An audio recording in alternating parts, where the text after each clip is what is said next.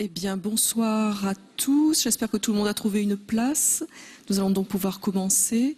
Je vous souhaite la bienvenue au nom du président de la Bibliothèque nationale de France, Bruno Racine, et également au nom du directeur du département Sciences et Techniques, Hervé Colin-Mer, dont je suis l'adjointe, mais malheureusement il ne peut pas être avec nous ce soir. Voilà, donc il s'agit de la dernière conférence, du cycle, en tout cas du cycle 2010, et nous espérons qu'il y en aura d'autres en 2011.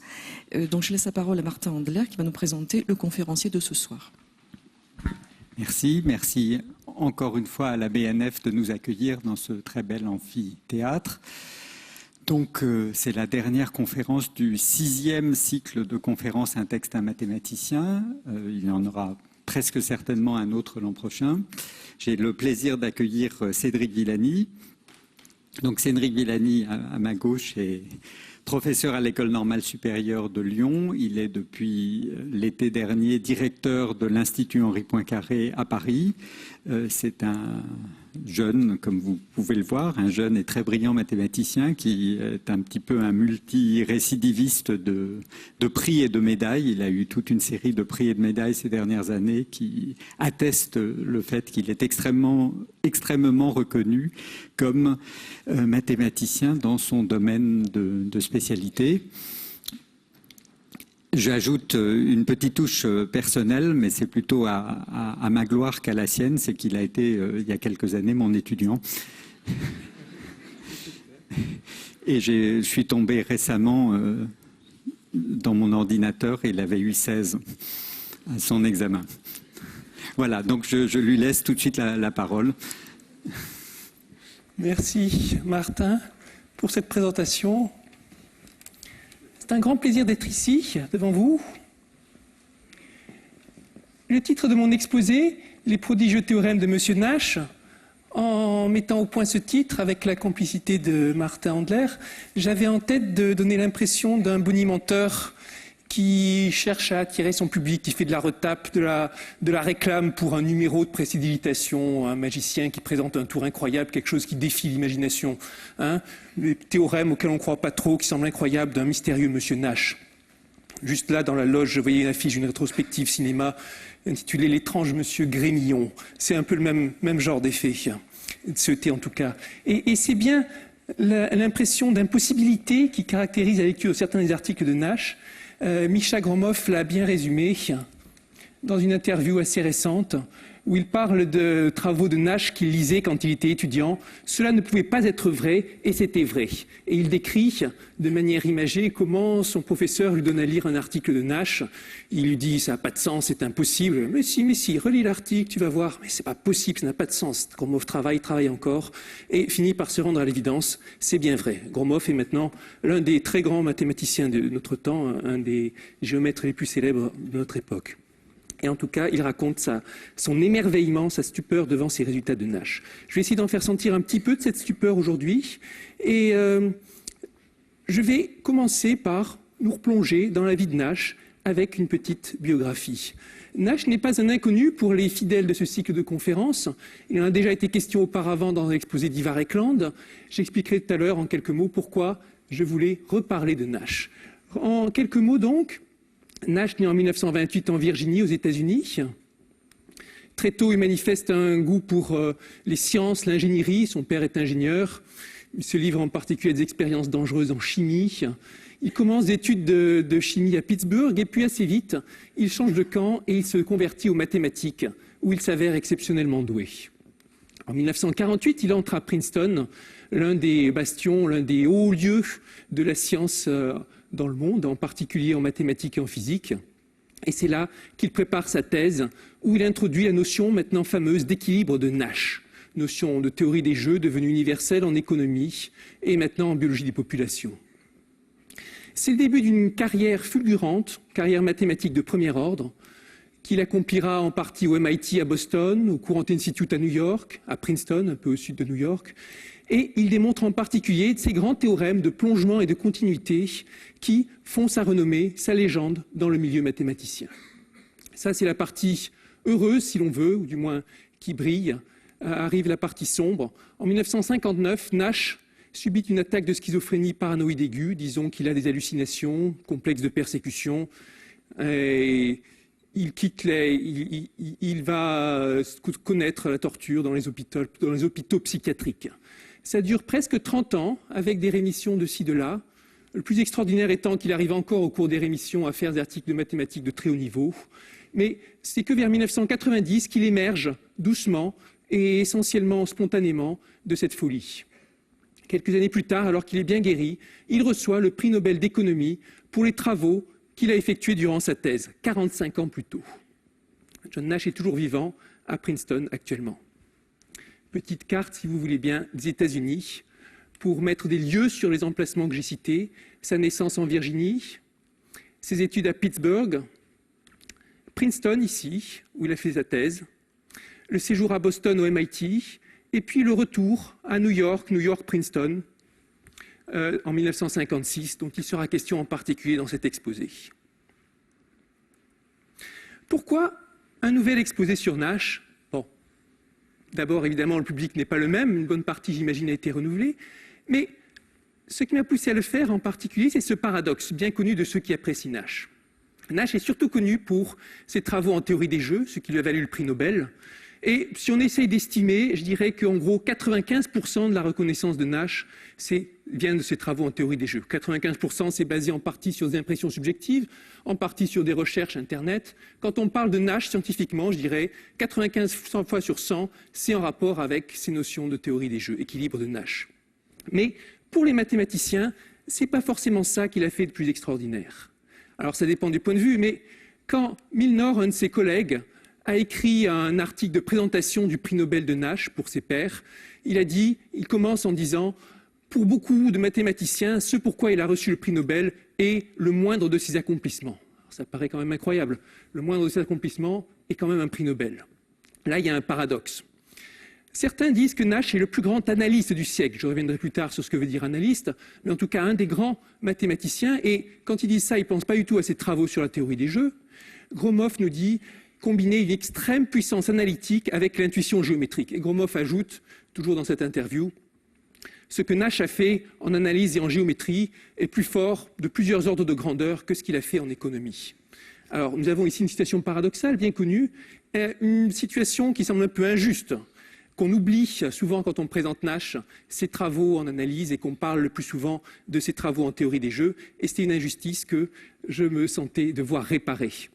Donc les objectifs dans cet exposé, faire un petit coup de projecteur sur une période plus mystérieuse de son œuvre. Pas la théorie des jeux, plus mystérieuse au sens où c'est quelque chose qui est plus difficile à expliquer, qui est plus difficile à partager. Et puis cette question qui va revenir, qu'est-ce qui fait la valeur d'un résultat mathématique? Est-ce que c'est son utilité? Est-ce que c'est sa force? Est-ce que c'est la surprise? Est-ce que c'est le caractère inattendu du résultat? Qu'est-ce qui fait qu'un résultat mathématique est beau ou fort ou puissant? Celle-ci va nous permettre d'entrer dans les coulisses d'un des articles mathématiques les plus célèbres et dramatiques du XXe siècle, en fait, le dernier article écrit par Nash avant de basculer dans la folie. Et l'histoire ici va commencer en 1956.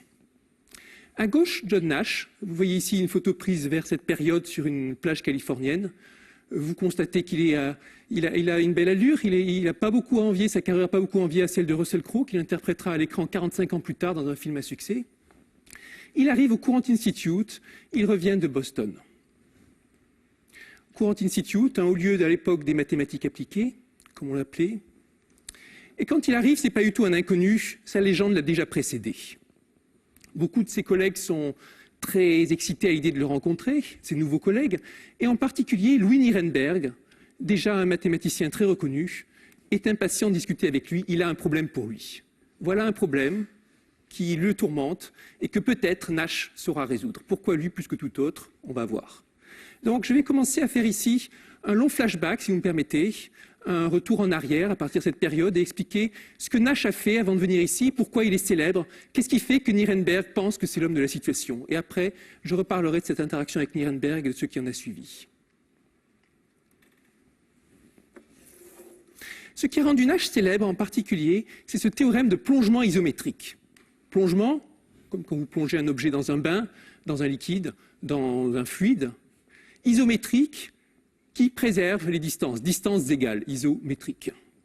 Alors, pour expliquer le problème, c'est un problème de géométrie, imaginons comment on se représente la Terre. Ceci est une vieille représentation de la Terre, ancienne disons. Et pendant très très longtemps, jusqu'à récemment, la seule façon qu'on avait de connaître la Terre, c'est de l'explorer. On marche à travers la Terre, on voyage, on calcule les distances, des angles, et on dresse ainsi une carte de la Terre, basée sur notre expérience propre, sur nous qui avançons, à la surface de la Terre. Et puis un jour, l'homme a pu aller dans l'espace, on a vu de loin la Terre, si on veut, on s'est bien rendu compte de ce qu'on savait déjà par d'autres moyens, on s'est rendu compte visuellement que la Terre, c'est comme une sphère plongée dans l'espace. Ici, imaginez l'idée de plongement. La Terre, vous pouvez la voir comme cette surface qui nous est habituelle, qu'on voit au quotidien, ou bien la surface d'une sphère plongée dans l'espace, que cet espace soit matérialisé ou pas. Et la géométrie de l'espace, elle est très simple. Oubliant la relativité d'Einstein et ce genre de choses, en première approximation, c'est la géométrie euclidienne telle qu'on en a l'habitude, la géométrie dans l'espace, comme on dit. Donc ici, on a une représentation qui est somme toute assez simple. Ici, quelque chose qui peut être très compliqué. Et de fait, la géométrie, la science de la mesure sur la Terre, a réservé beaucoup de surprises et été l'objet de controverses. Je vais l'illustrer avec une qui a fait couler beaucoup d'encre en son temps, la recherche de la Qibla. En religion islamique, comme vous savez sans doute, on est censé autant que possible se tourner vers la Mecque pour prier. Question, quelle est la direction de la Mecque? Alors, c'était un sujet important. À l'époque, pendant très longtemps, ça se faisait par l'art. C'était tout un art de calculer ça. Maintenant arrivent des outils sur Internet. Voici Qibla Locator, qui vous permet de localiser à partir de n'importe quelle position la direction de la Mecque. Alors, élargissons l'échelle. Voilà. À partir de la France, on voit bien ici la direction de la Mecque, franchement sud-est. Déplaçons-nous dans cette direction, justement. Voilà. On arrive à notre destination. D'accord?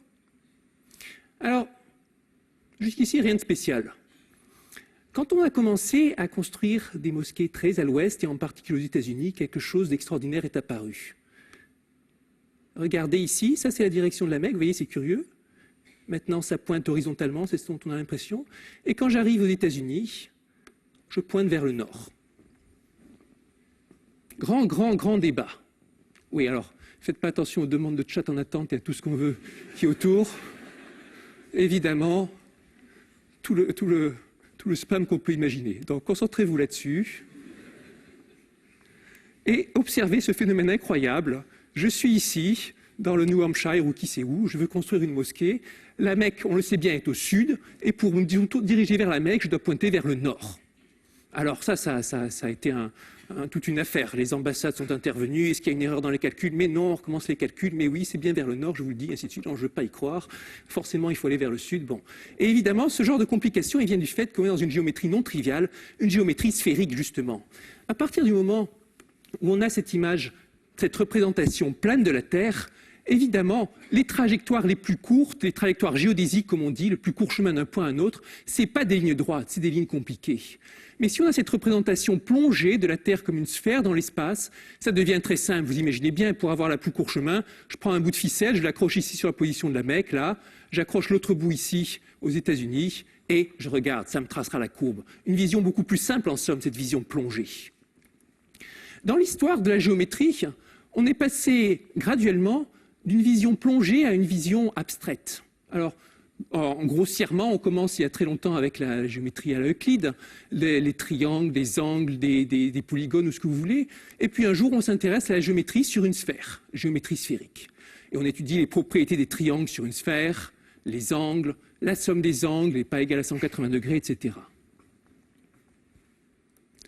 Et puis, on peut aussi étudier la géométrie sur des surfaces plus compliquées. Voici un exemple. On peut imaginer, pour avoir le plus court chemin d'un point à un autre, je prends une ficelle, et pareil, ou un élastique, je l'accroche à un endroit, je l'accroche à un autre endroit, et la courbe tracée sur cette surface sera la géodésique, le plus court chemin. Mais encore là, j'ai ces deux points de vue possibles. Je peux m'intéresser à cette surface d'un point de vue intrinsèque, où je l'explore seulement en regardant ce qui se passe à la surface, en me déplaçant dessus, en l'explorant comme j'explorerais la Terre, ou le point de vue plongé, où je la regarde de l'extérieur. Et ici, vous avez par exemple la surface qui est représentée, ici le plan tangent, un plan qui caresse la surface. Le plan, c'est l'ensemble de toutes les vitesses que je peux obtenir quand je me déplace sur la surface. C'est d'ailleurs Martin Andler qui m'expliquait ça quand j'étais élève à l'École normale supérieure. Définition abstraite du plan tangent. Et on peut très bien définir une géométrie intrinsèque en ne jamais sortant de cette surface. Mais on peut aussi s'intéresser à la troisième direction, ici, ce vecteur normal qui est indiqué ici, qui nous permet de sortir et de voir que cette surface, elle est plongée dans une géométrie simple, une géométrie euclidienne. Au XIXe siècle, on découvre de nouvelles géométries, pas seulement la géométrie sphérique ou la géométrie que je vous ai montrée tout à l'heure, mais en particulier la célèbre géométrie hyperbolique, ou géométrie de Gauss, ou géométrie de Lobachevsky, elle a plusieurs noms. Je ne vais pas définir la géométrie, mais montrer certaines de ses propriétés. Imaginez que l'espace géométrique est l'intérieur de ce disque, et ici, ces courbes qui sont tracées, ce sont les chemins les plus courts pour aller d'un point à un autre, ce sont l'équivalent des droites, des géodésiques. Certaines sont des arcs de cercle, d'autres des vraies droites. Ici, l'espace hyperbolique, vous avez une représentation de ce qui arrive quand on le fait tourner, mais par des transformations isométriques. À chaque instant, je déforme l'espace tout en le conservant identique à lui-même. Dans l'espace euclidien, ce serait une rotation classique. On fait tourner les objets. Ici, ce n'est pas vraiment une rotation. Il y a un point qui est fixé. Il se passe des choses incroyables. Si vous regardez ce qu'il advient d'un point que vous suivez, vous voyez qu'il se passe des choses étonnantes. Mais pourtant, cette transformation conserve les distances de la géométrie hyperbolique. C'est une isométrie. Et les distances, en particulier dans cette géométrie hyperbolique, varient d'un point à un autre. Tous les poissons représentés ici, dans cette figure d'artiste, ont la même longueur mesurée en géométrie hyperbolique. Celui-ci paraît beaucoup plus petit, mais c'est parce qu'il est à un endroit où on mesure les longueurs de manière beaucoup plus grande. Et l'espace en particulier est infini. S'il laissait atteindre le bord, je n'y arriverai jamais parce que plus je m'approche du bord, plus je serai obligé de ralentir. Ça, ce sont les propriétés étranges de la géométrie hyperbolique. Et on peut définir cette géométrie et la mener, la développer comme la géométrie euclidienne. C'est ainsi que l'avaient bien compris Gauss et d'autres. Riemann a bouleversé la géométrie en la rendant complètement intrinsèque et abstraite. C'est de lui que date ce changement de point de vue. Pour Gauss hésitait justement. Une des raisons pour lesquelles il n'a pas publié ses résultats, c'est parce qu'il se demandait si on pouvait vraiment appeler ça une géométrie. Parce que ce n'est pas plongé, justement. Riemann est arrivé et a dit « laissons tomber l'histoire de la géométrie plongée, prenons définissons la géométrie de manière intrinsèque. J'ai un espace géométrique et je définis en chaque point des distances et des longueurs. » Et c'est ce qu'on appelle maintenant la notion de variété riemannienne. Je ne donne pas de définition précise, mais l'idée est celle que je vous ai donnée. Cette définition abstraite englobe en particulier la géométrie hyperbolique et de nombreuses géométries. Mais toujours une question qui se pose, chaque fois que vous introduisez un concept plus abstrait et plus général, est-ce qu'il est vraiment plus général que la notion de géométrie plongée? Ou est-ce que n'importe quelle géométrie définie au sens de Riemann pourrait en fait se représenter comme une géométrie plongée, a priori plus simple? Par exemple, prenons l'espace hyperbolique. On le définit de manière intrinsèque, mais peut-être qu'il aussi correspond à un objet plongé, de la même façon qu'une sphère pour la géométrie sphérique. Il y a de nombreuses tentatives. L'une est cette espèce de tricot hyperbolique. Vous pouvez trouver des images sur Internet, où on essaie de construire une surface de tissu qui aurait les mêmes propriétés géométriques que l'espace hyperbolique. Ceci est un petit bout, et il faudrait continuer. Très vite, on s'aperçoit qu'on n'arrive pas à continuer. Ça, c'est le genre de figure qui fascine les couturiers, soit dit en passant. Vous observez la ressemblance avec une feuille de salade frisée ou quelque chose comme ça. Ce sont des formes qui se retrouvent dans la nature. Autre tentative, ce qu'on appelle la pseudosphère, qui est quelque chose comme le contraire d'une sphère, si on veut. Et la géométrie de cette pseudosphère, ici, reproduit la géométrie de l'espace hyperbolique, du moins un petit bout ici reproduit la géométrie hyperbolique. Mais ce n'est pas une vraie surface au sens où on l'entend habituellement, parce que vous voyez ici cette crête, cette arête. En ces points, sur cette arête, la géométrie n'est pas bien définie. Même chose ici pour cette magnifique surface, dite surface de Kuhn, dont la géométrie localement est hyperbolique. Vous voyez ici des crêtes. Ça, c'est le genre de modèle pédagogique qu'on trouve par centaines à l'Institut Henri Poincaré, pour illustrer ce genre de choses, justement. Hilbert montre précisément qu'on ne peut pas plonger l'espace hyperbolique. Le plan hyperbolique, j'essaie de le plonger, de le représenter comme un sous-ensemble de l'espace euclidien, ça ne marche pas. Sous certaines conditions, ça ne marche pas. Mais pourquoi rester à 3 dimensions? Blanusa, plus tard, montre qu'on peut plonger l'espace hyperbolique pourvu qu'on se place dans un espace assez grand. Un espace à 6 dimensions. Alors, qu'est-ce que c'est 6 dimensions? On a l'habitude des 3 dimensions. 4e dimension, parfois on dit que c'est le temps, ça peut être autre chose. Des fois, dans les nouvelles théories physiques, on parle de 6, 10, 28 dimensions ou qui sait quoi. En tout cas, dans un espace à 6 dimensions, on pourrait plonger cette géométrie hyperbolique. Dans un espace euclidien, donc, plus large que l'espace dont nous avons l'habitude. Question, en est-il de même de n'importe quelle géométrie, hyperbolique ou pas? Je prends une géométrie riemannienne, est-ce que je peux la plonger? Et ça, c'est le problème que Nash s'est posé quand il était au MIT. Comment il se l'est posé? Un de ses collègues un jour lui a dit, en gros ça, si tu es si bon, pourquoi ne résous-tu pas le problème du plongement isométrique? Ce jour-là, Nash avait été tellement insupportable, parce qu'il était très vantard, très bravache, je suis un génie, et je suis très fort, et j'ai découvert ceci, j'ai redécouvert cela, et j'ai pas besoin de lire les grands auteurs, je sais tout par moi-même, que son interlocuteur exaspéré lui avait dit « Si tu es si bon, pourquoi ne résous-tu pas le problème du plongement isométrique ?» Et il lui avait expliqué « C'est un problème important, célèbre et difficile, mesure-toi à ça. » Alors Nash s'est enquis du problème, et il a commencé par vérifier que c'était un problème important, effectivement. Il a demandé à tout le monde « Est-ce que c'est vraiment important? Est-ce que ça vaut la peine que je travaille dessus ?» Il a annoncé qu'il travaillait dessus, ça c'est très inhabituel. D'habitude, les mathématiciens n'annoncent jamais qu'ils travaillent sur un problème, surtout si c'est un gros problème. Les exemples célèbres, ceux de Wise ou de Perelman, qui travaillent sur un problème très dur, ils le gardent en secret jusqu'à ce que la preuve soit complète. Nash, pas du tout. Je vais travailler là-dessus, je vais le résoudre, je suis le mieux placé, j'ai de l'intuition. Et même, il commence par annoncer qu'il l'a résolu. Pas par anticipation, mais pour voir vraiment quel effet ça fait aux gens. Un peu comme dans ces histoires où un personnage fait semblant d'être mort pour voir si les gens tiennent vraiment à lui. Là, Nash fait semblant d'avoir tué le problème pour voir si les gens tenaient vraiment à ce problème. Bon, alors après qu'il s'est convaincu que bon, c'est un problème qu'il mérite, alors il va relever le défi. Et il y passe 2 ans. Et l'incroyable, c'est qu'il finit par le résoudre. Au bout de ces 2 années, il a prouvé 2 théorèmes, le plongement peu lisse, comme on dit en 1954, le plongement très lisse en 1956, qui provoque la stupéfaction. Pourquoi stupéfaction? C'est ce que je vais essayer de rendre un petit peu. Non seulement il a résolu le problème, mais la façon dont il a résolu le problème a stupéfié. Premier motif d'étonnement, la méthode utilisée par Nash. Le problème du plongement est un problème de géométrie et posé en des termes plutôt abstraits, et c'est dans cette direction que cherchaient les gens. Nash l'a résolu par de l'analyse, et de l'analyse très concrète. Les spécialistes de ce problème ont été stupéfaits. 50 ans plus tard, à peu près, le même genre de situation se reproduira quand Gregory Perelman résoudra ce qu'on appelle conjecture de Poincaré, qui est un problème de géométrie, problème de topologie, avec des méthodes d'analyse très concrètes. Et ça a été la stupéfaction de même. Comment a-t-on pu résoudre ce problème avec cette méthode? La stupeur provoquée par Perelman fait écho à la stupeur provoquée un demi-siècle plus tôt par Nash. Voici ce que dit Gromov de cette découverte.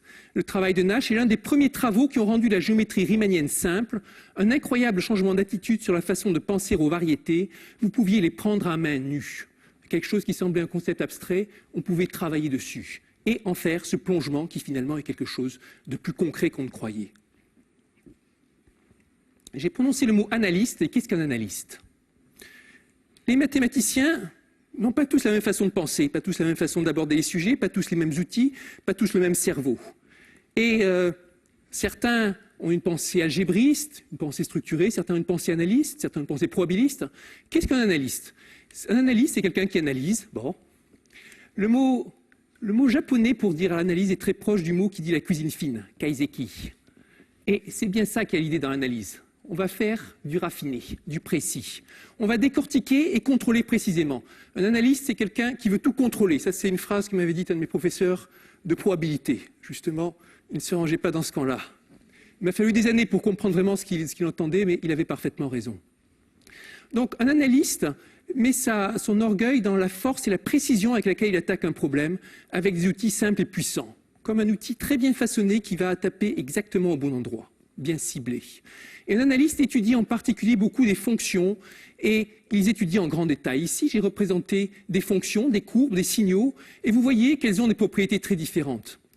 Celle-ci est très lisse, celle-ci au contraire paraît très rugueuse, celle-ci paraît lisse sauf qu'il y a un point ici, une singularité comme on dit. Celle-ci, elle saute, on avance et puis paf, on tombe brutalement. Ici, on parle de discontinuité. Tout ça, ce sont des fonctions différentes. Celle-ci, entre parenthèses, c'est une trajectoire de mouvement brownien. C'est un problème physique ou un cours de la bourse, si vous voulez. Et ces fonctions ont des propriétés très différentes et un analyste essaiera en particulier de les analyser. Pourquoi elles sont différentes? Qu'est-ce qui fait qu'elles sont plus ou moins régulières, plus ou moins lisses? Alors, je rappelle pour les lycéens la notion de dérivée, qui est la première notion d'analyse fine introduite par Newton et Leibniz il y a bien longtemps. La fonction dérivée, on peut y penser comme une vitesse ou un taux de variation ou une pente, est définie comme suit. Ici, vous avez une courbe. Vous tracez une courbe qui intersecte, une droite qui intersecte cette courbe en 2 points, puis vous rapprochez le deuxième point jusqu'à vous approcher du premier. Vous avez ainsi défini la tangente. Une fois que la tangente est faite, vous mesurez la pente de la tangente. Vous regardez de combien on avance en même temps qu'on descend, et le rapport, ce nombre divisé par ce nombre, c'est la valeur de la pente ou la valeur de la dérivée. C'est une façon de définir la pente. Ici, cette fonction, j'en ai analysé les pentes, les tangentes. Ici, la pente est nulle. J'ai reporté ici sur la courbe de la dérivée la valeur 0. Donc ici, c'est la valeur de la dérivée. Ici, c'est la valeur de la fonction. Ici, la pente est négative, on descend. J'ai reporté à cet endroit-là une valeur négative, et ainsi de suite. Alors, celle-ci est la courbe qui vous donne les variations de la courbe du dessus. Et une fois qu'on a fait ça, on peut continuer le processus, analyser la pente de la pente, la dérivée seconde, comme on dit, et ainsi de suite. Ces dérivées d'ordre élevé sont difficiles à concevoir. Ici, vous voyez que la pente va augmenter. Si je prends la pente en ce point, elle sera à peu près nulle. La pente en ce point sera positive. Donc la pente globalement augmente. La pente de la pente est positive. On arrive encore à comprendre. Les dérivées d'ordre plus élevé, la pente de la pente de la pente, qu'est-ce que ça veut dire? Pas facile. Difficile à concevoir. Justement, voici une citation de Nixon, 1972, pour défendre son bilan économique. Le taux d'augmentation de l'inflation est décroissant. Bon. Quand vous y réfléchissez, l'inflation, c'est déjà une pente. L'augmentation de l'inflation, c'est la pente de la pente. Et dire qu'elle est décroissante, c'est parler de la pente de la pente de la pente. Et on voit bien justement là que c'est pour noyer le poisson, si j'ose dire. Pour qu'on n'y comprenne rien. Si on vous propose de racheter une affaire en vous disant que le taux d'augmentation de l'inflation et du déficit est décroissant, ne prenez pas l'affaire, hein, ça c'est sûr. Donc sur cet exemple, sur cette boutade, on voit que la dérivée troisième, c'est quelque chose qu'on n'arrive pas à concevoir. Mais pour un analyste, on parle de dérivée troisième, quatrième, cinquième, dixième, et même on emploie un nombre de dérivées ou dimensions, d'ailleurs fractionnaires en un certain sens. On ne dirait pas plus, ça serait un exposé entier centré sur la notion de fractal. Et plus une fonction a de dérivées, plus elle est régulière ou lisse. Disons, plus une fonction a de dérivées qui sont continues. C'est la notion d'une fonction lisse. Pour un analyste, c'est le pain quotidien. La première question que pose un esprit d'analyste, c'est quelle est la régularité de cette fonction? Et on peut définir la régularité, la notion d'être lisse en termes de dérivés, mais aussi par des méthodes incroyablement plus compliquées, analyse en fréquence à la Fourier ou encore d'autres. Ça prendrait des exposés entiers de définir comment on peut étudier une fonction du point de vue de l'analyse. Mais pour l'instant, pour cet exposé, on s'en maintiendra à la notion de dérivée. Et c'est une notion importante qui peut changer la conclusion d'un problème. En mécanique des fluides, selon que votre champ de vitesse a une discontinuité, un choc, comme on dit en mécanique des fluides ou pas, la conclusion peut être complètement changée. Un bilan anthropique sera différent et ainsi de suite. Et Nash, ici, s'est révélé un vrai analyste. Ce problème qu'on pensait géométrique vraiment, le problème du plongement isométrique, Nash a montré que c'était vraiment un problème d'analyse et que pour y parvenir, pour le résoudre, il fallait se poser ces questions. Combien est régulière la fonction, le plongement, combien de dérivés je veux, combien de dérivés je peux construire et ainsi de suite. Ces conclusions sont incroyables et puissantes.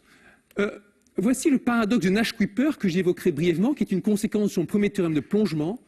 Si vous pouvez prendre une sphère et il y a un moyen de la ratatiner, si j'ose dire, au sens où vous avez votre sphère et puis vous allez exercer des forces bien calculées sur cette sphère pour arriver à la rendre très petite extérieurement.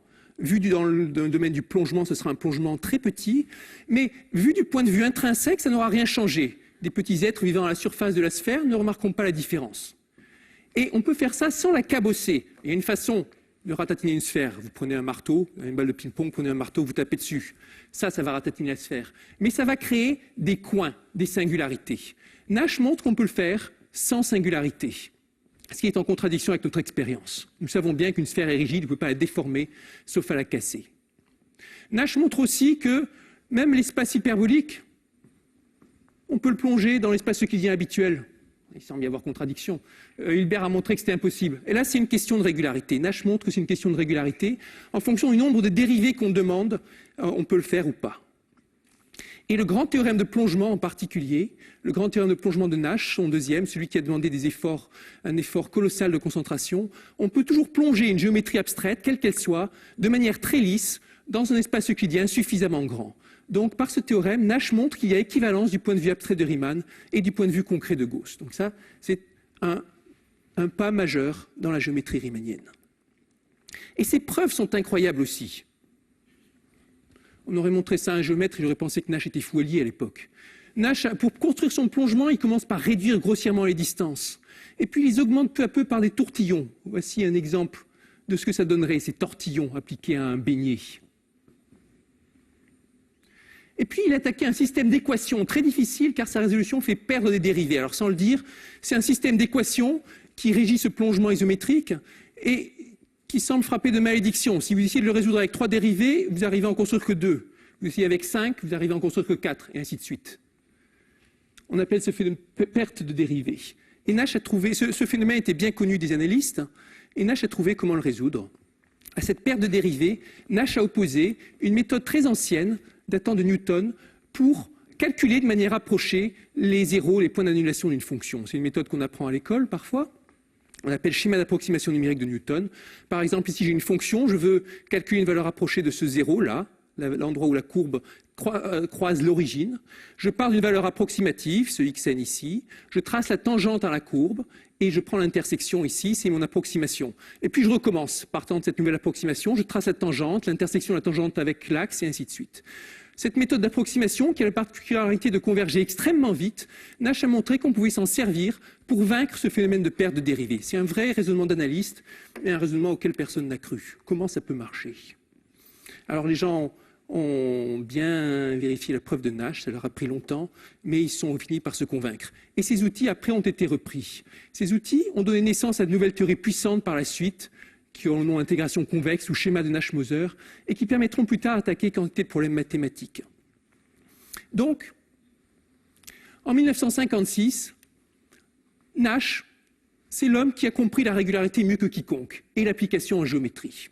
Il a résolu des problèmes sur lesquels les analystes se sont cassés les dents pendant des années, et il l'a résolu pour un problème de géométrie qui semblait abstrait. Nirenberg se dit, c'est l'homme de la situation, c'est à lui qu'il faut que je pose le problème qui me tourmente, et c'était un problème de régularité des équations aux dérivées partielles. Régularité, je vous ai expliqué un peu, une fonction est d'autant plus régulière qu'elle a plein de dérivés, ou que la pente de la pente de la pente, et ainsi de suite, varie doucement. Équation aux dérivées partielles, qu'est-ce que c'est? Dérivées, je vous en ai parlé. Dérivées partielles maintenant. Prenez une fonction qui dépend de plusieurs variables. Mettons l'ensoleillement, fonction du temps, du moment de la journée, et puis fonction de la latitude et de la longitude, si vous vous déplacez sur une carte. Vous pouvez calculer combien l'ensoleillement varie en fonction du temps. Si ça s'accroît, selon les heures, ça va croître ou décroître. Mais combien ça varie aussi quand vous changez de latitude ou quand vous changez de longitude, par exemple. Vous avez ainsi les dérivées partielles, la pente, la variation par rapport au temps, par rapport à la latitude, par rapport à la longitude, et ainsi de suite. Peut-être qu'il y a beaucoup d'autres paramètres. Ces dérivées partielles peuvent être liées par des équations. Une équation qui fait intervenir les dérivées partielles d'une fonction, c'est ce qu'on appelle une équation aux dérivées partielles, EDP en abrégé, et ça intervient dans toutes les sciences. Une combinaison particulièrement célèbre de dérivées, c'est ce qu'on appelle le Laplacien, le nom de Laplace. Le Laplacien d'une fonction, d'un signal U, est donné par la somme des dérivées secondes. Ici, je regarde comment ça varie par rapport à la première coordonnée, peut-être c'est la longitude, et je dérive 2 fois, je regarde la pente de la pente, la variation seconde. Puis j'ajoute toutes ces dérivées secondes les unes après les autres et j'obtiens ainsi le Laplacien.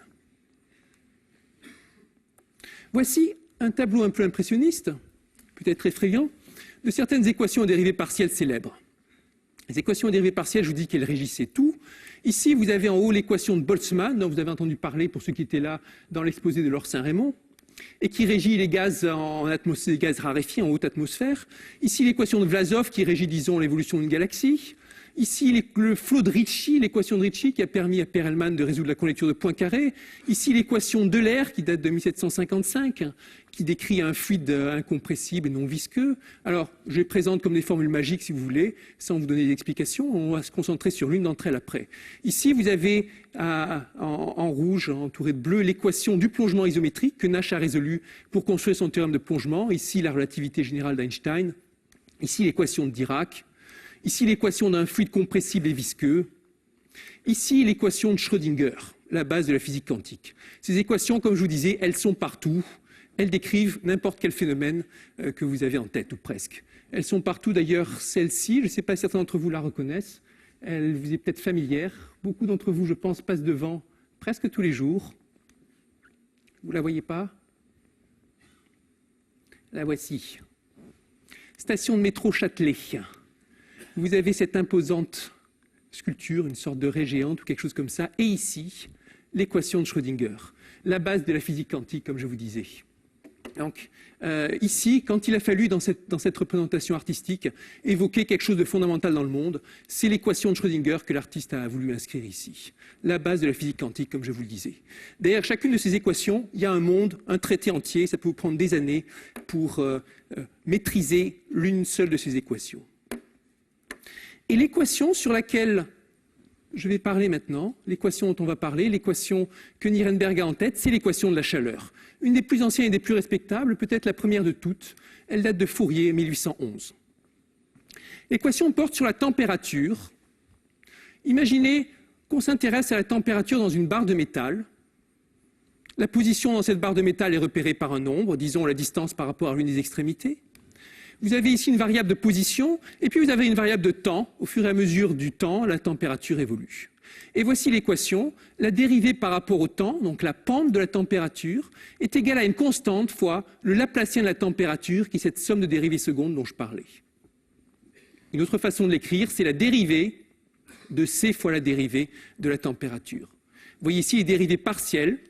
Il y a la dérivée par rapport au temps, la dérivée par rapport à la position. Ce nombre C est la conductivité. Il mesure la facilité avec laquelle la chaleur va s'étaler, diffuser dans votre barre de métal. Si la conductivité est élevée, la chaleur va facilement se dissiper, se répartir. Vous attendrez peu de temps et votre barre de métal, que vous avez chauffée à une extrémité par exemple, sera de température homogène.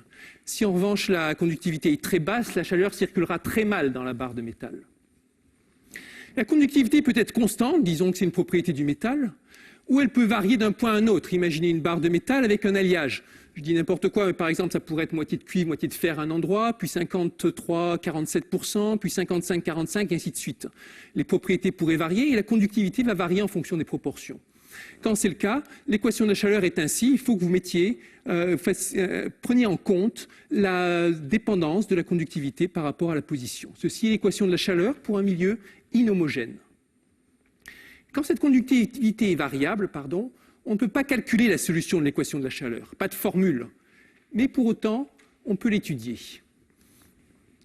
Et une des premières choses qu'on apprend, c'est la régularité, justement. Cette équation a un effet régularisant. Même si vous partez d'une distribution initiale de température discontinue, très violente, après une seconde, la distribution de température sera continue. Pour visualiser ça, voici quelques simulations numériques préparées par Francis Filbé à Lyon. Alors, qu'est-ce que j'ai représenté ici? Ici, la position, mettons qu'il y a un centre dans la barre de métal, là c'est moins 30 cm, plus 30 cm. Initialement, on définit la température en utilisant des thermostats et, par exemple, on chauffe beaucoup cet endroit, à 10 cm de l'origine, on chauffe un peu cet endroit et ainsi de suite. Ça, c'est la condition initiale, et puis on fait partir, on regarde ce qui se passe. Vous voyez, ça s'étale, au fur et à mesure, la chaleur diminue, la chaleur maximum diminue, le pic ici, et petit à petit, ça devient plus homogène. Si on attendait très très longtemps, on verrait la température devenir constante dans la barre de métal. Par rapport à la répartition initiale, vous vous souvenez, c'était beaucoup plus accidenté que ça. Petit à petit, la chaleur va diffuser dans la barre de métal, et c'est cette équation de la chaleur qui va vous donner la façon dont ça diffuse. Vous voyez ici ces pointes? Dès qu'on fait réagir le temps un tout petit peu, une seconde plus tard, les pointes ont disparu. Ici, si vous voyez, il n'y a plus de pointe vraiment. C'est un peu arrondi au sommet. C'est cet effet régularisant. La fonction qu'on a maintenant est lisse. Voici un autre exemple où je vais partir directement d'une donnée initiale discontinue. Donnée initiale, répartition de température. Là, vraiment, on donne quelque chose d'horrible à ce métal. Ici, c'est très chaud et juste après, c'est assez froid. Ou ici, c'est chaud, juste après, c'est très froid et ainsi de suite. Et ça varie brusquement. Vous passez sans crier gare d'une zone chaude à une zone froide. On fait agir un petit peu. Tout de suite, vous voyez ce qui se passe. Le caractère sauvage s'atténue, ça devient plus apprivoisé. Et si on continue, la température devient assez homogène, très régulière. Regardez ça, comme c'est lisse. Si vous faites du ski là-dessus, vous n'avez pas de surprise. Pas de changement brutal de pente. La pente, c'est ce que vous mesurez quand vous êtes à ski. Pente à 10%, 30%, c'est ça, c'est la dérivée. Quand vous skiez, vous calculez des dérivées. Donc ici, on part d'une situation avec absolument non skiable. Il y a des trous carrément, vous tombez dans des trous. Mais si vous faites agir un petit peu l'équation de la chaleur, ça devient beau. Bon, là, c'est encore un peu dur. Mais si vous attendez encore un peu, là, ça devient très agréable. C'est pareil en dimension 2. Je vous ai montré une barre de métal, mais maintenant, imaginez une plaque de métal. Et je pars ici de cette distribution de chaleur. Alors, en rouge, ce qui est chaud, en bleu, ce qui est froid. On le laisse évoluer. Au cours du temps, la chaleur s'étale. Et ça devient beaucoup plus homogène. Et ça devient régulier, là encore. Donc, tout ça pour illustrer concrètement, visuellement, cet effet régularisant. Maintenant, je vous ai parlé de conductivité constante ou de conductivité qui varie avec la position. Par exemple, un alliage dont la composition varierait. Mais maintenant, imaginez une conductivité discontinue. Un matériau qui serait même plus un alliage, mais il y a des zones cuivre, des zones fer, des zones cuivre, des zones fer, réparties n'importe comment. Avec une conductivité en conséquence qui va passer d'un endroit à l'autre sans crier gare. Conductivité discontinue.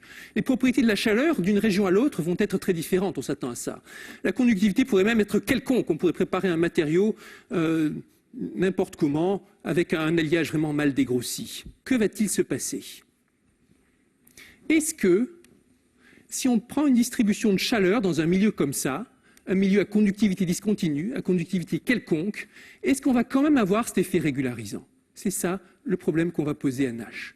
Je vais revenir dessus, mais d'abord je vais vous le montrer visuellement aussi, et vous convaincre que c'est moins facile, moins intuitif que l'autre, en vous montrant ce qui se passe dans un milieu dont la conductivité est discontinue.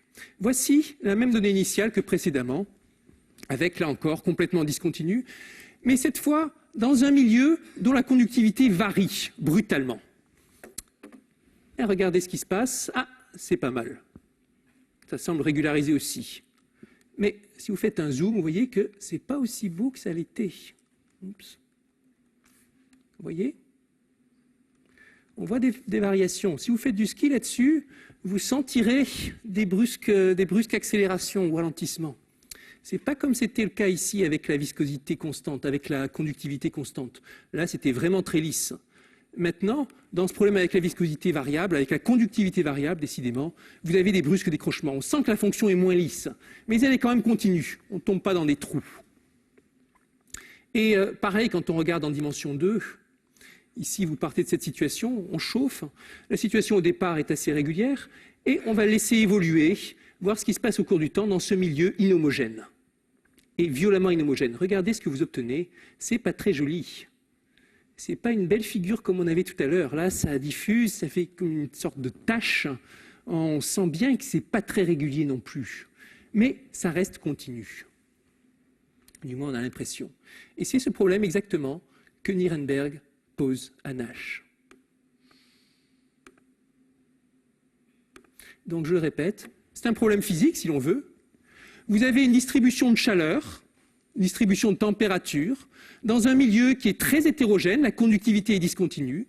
Donc cette distribution de température dépend du temps, la température dépend du temps et dépend de l'espace. Et je pars avec une condition initiale qui est discontinue, très violemment discontinue. Est-ce qu'au bout d'une seconde, j'aurai quand même une distribution continue? Ça, à peu de choses près, c'est le problème que Nirenberg pose à Nash. Et l'histoire va-t-elle recommencer? Nash fait pareil qu'avant, il commence à travailler sur le problème, il se met au courant, sans jeu de mots si vous voulez, puisqu'il était au courant Institute, mais enfin. Nash se met au courant, pareil, est-ce que c'est un problème qui me vaut? Est-ce que c'est un problème difficile? Est-ce que c'est un problème important? Il demande à tout le monde. On l'aiguille, il va voir Ormander, il va voir Stein, les uns les autres, Lax. Bon, oui, c'est un problème important. Oui, ça vaut le coup de réfléchir là-dessus. Bon, d'accord, je vais réfléchir. Il travaille sur le problème. Il revient voir Nirenberg chaque semaine. Oui, j'ai une idée, peut-être on va faire comme ça ou ça. Est-ce que ça marche ça? Nirenberg est consterné parce que les questions sont toutes plus stupides les unes que les autres.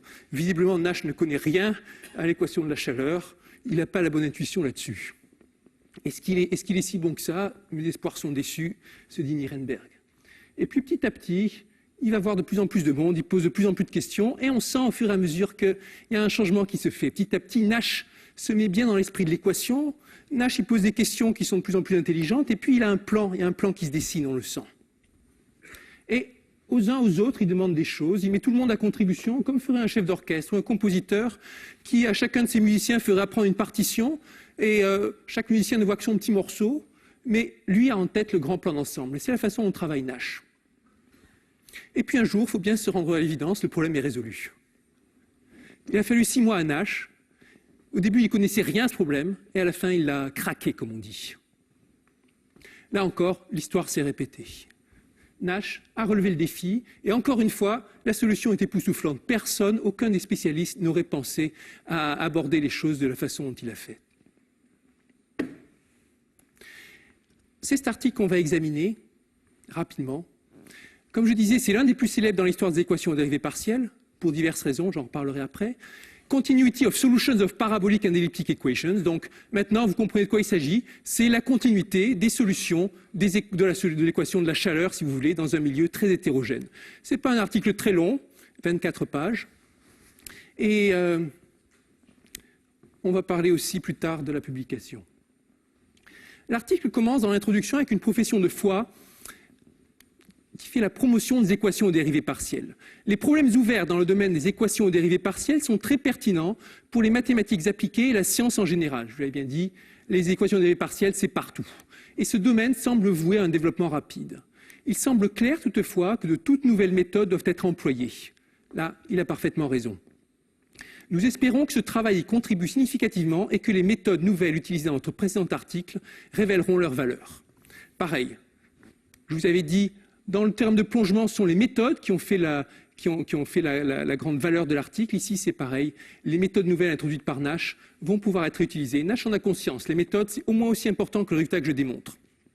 Comme quand un écrivain écrit un nouveau roman, on peut s'intéresser à l'intrigue, à l'histoire qu'il raconte, ou on peut s'intéresser au style nouveau introduit par l'auteur, par exemple. Ici, c'est comme si Nash introduisait un nouveau style qui pourra être utilisé dans d'autres problèmes. Plus loin, Nash parle des rapports entre mathématiques et physique. On ne sait que peu de choses sur l'existence, l'unicité et la régularité des solutions des équations générales du mouvement pour un fluide visqueux, compressible et conducteur de chaleur. Un intérêt dans ces questions nous a mené à entreprendre ce travail. Donc, Nash montre le but ultime qu'il a dans sa tête sont les équations de Navier-Stokes, comme on les appelle, pour un fluide visqueux et conduisant la chaleur. Problème beaucoup plus compliqué, évidemment, que ce problème de transmission de la chaleur dans une barre de métal qui, a priori, n'est pas un problème, n'est pas un fluide compressible. On a du mal à penser à du métal comme à un fluide. Même si c'est, par exemple, l'erreur historique qui a fait que Kelvin s'est trompé dans l'âge de la Terre. On croit souvent que c'est la radioactivité, mais en fait, c'est une erreur d'appréciation sur le fait que le manteau terrestre, même s'il ressemble à du fer solide, sur les échelles de temps considérées, doit être considéré comme un fluide. Et ce n'est pas l'équation de la chaleur qu'il faut résoudre. En tout cas, ce que dit Nash ici, on pourrait le reprendre à notre compte aujourd'hui. On sait toujours, 50 ans après, presque rien sur l'existence, l'unicité et la régularité des solutions des équations générales de mécanique des fluides. Nash a un style informel et explicatif dans cet article, très appréciable quand on essaie de le lire. Et pas toujours la règle dans les articles de mathématiques. Il nous dit par exemple, le résultat clé semble être la borne, une estimation qu'il établit. Elle ouvre la voie aux autres résultats. Dans son article, il nous explique qu'est-ce qui est vital et qu'est-ce qui est le plus important. Nous avons dû travailler dur pour obtenir cette borne. Le reste est venu rapidement. Il parle de la genèse de l'article. Plus loin, par exemple, vous voyez, l'inégalité qui suit est dynamique. Il a un langage imagé. Il essaie de nous faire sentir comment il ressent les choses. Et il a été puissante après. à l'opposé d'un style froid et détaché qu'on imagine d'habitude pour un article de mathématiques. Les méthodes employées ici ont été inspirées par l'intuition physique, mais le rituel de l'exposition mathématique tente à cacher cette base naturelle. Donc là encore, Nash affirme un principe qui l'a guidé. Il se laisse guider par le problème et en particulier, l'intuition physique lui donne des idées pour résoudre le problème. C'est pas, comme on le pense souvent, un résultat mathématique qui va permettre d'étudier le résultat physique, d'étudier le problème physique. Ça, c'est vrai. Mais dans l'autre sens, c'est vrai aussi. L'intuition physique, l'analogie physique peut donner des idées et des outils mathématiques nouveaux pour attaquer un problème. Et ici, Nash a eu une réflexion sur le sens physique de l'équation. Nash a utilisé des concepts inattendus, des concepts connus mais complètement inattendus dans ce contexte. En particulier l'entropie de Boltzmann et Shannon, que vous avez vu passer, c'est pareil si vous étiez à l'exposé de Laure Saint-Raymond. On parlait d'entropie, notion thermodynamique bien connue en physique statistique, développée par Boltzmann en particulier au XIXe siècle, remise au goût du jour par Shannon dans sa théorie de l'information, un des textes fondateurs, 1948, texte fondateur du monde d'aujourd'hui.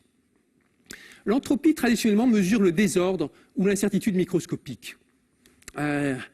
Pour ceux qui ne savent pas ce que c'est qu'une intégrale, je vais dire en trichant un peu que c'est l'opération inverse d'une dérivée. Je triche un peu beaucoup, mais pensez-y comme ça. C'est une opération, en tout cas, qui s'applique à une fonction et qui renvoie un nombre. Ici, c'est la formule qui donne l'entropie en fonction de la température.